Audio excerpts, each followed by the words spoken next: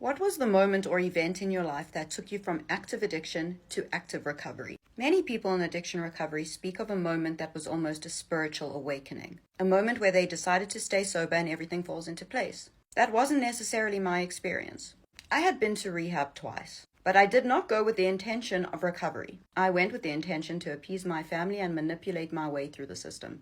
I believed I could use rehab as an opportunity to regain trust, leave, magically secure a job, and use successfully. And the third and final time I went to rehab was no different.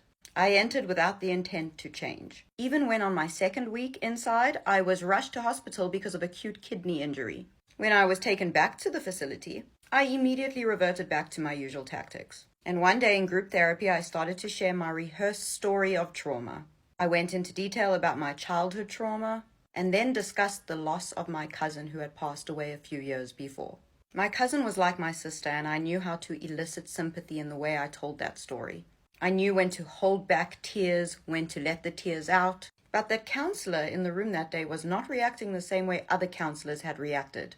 Because she didn't react. Instead, she looked me dead in the eyes and said, "How does it feel using your cousin's death as an excuse to do drugs and traumatize your family even further?"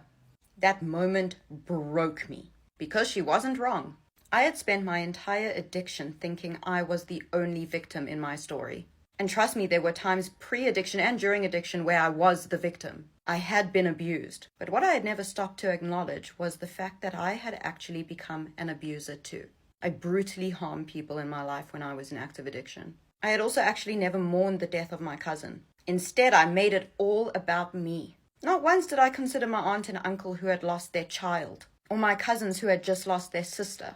I never really cared about their grief or mine. Instead, I used it. I also quickly found out that that counselor was a recovering addict herself. And you can't bullshit a bullshitter. That's the importance of community and the importance of one addict helping another.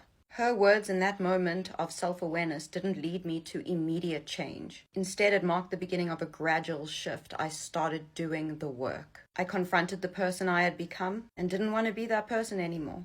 Not a sudden decision, but the beginning of a journey towards self-awareness and behavioral change. You see, much like addiction is progressive, so is recovery.